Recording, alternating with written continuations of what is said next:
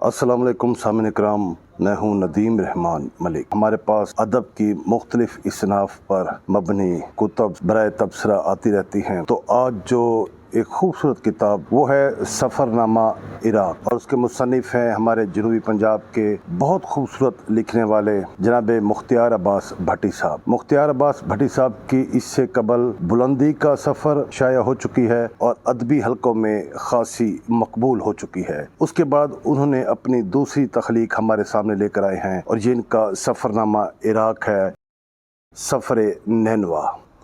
سفر نینوا پر سامعین اکرام ہمارے ملک کے معروف ادبی شخصیات نے اظہار خیال کیا، جن میں خاص طور پر BBC لندن والے رضا علی عابدی صاحب ہیں۔ انہوں نے اس کتاب پر اظہار خیال کیا۔ اس کے بعد پنجاب کی سینئر بیوروکریٹ محترمہ سائمہ آفتاب صاحبہ نے اس پر اظہار خیال کیا۔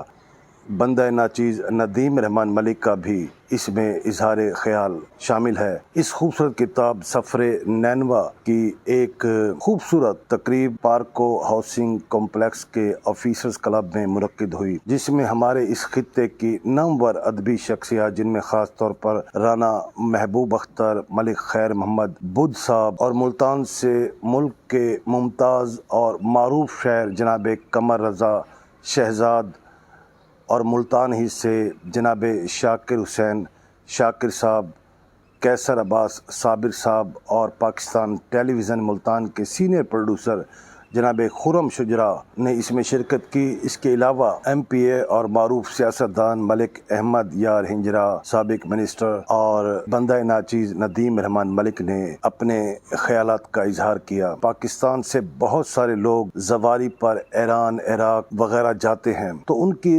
رہنمائی کے لیے یا تو بہت کم کتب لکھی گئی ہیں، یا اگر لکھی گئی ہیں تو وہ اب نایاب ہیں، یا ان تک جانے والے جو زواری ہیں ان تک وہ نہیں پہنچ پاتے۔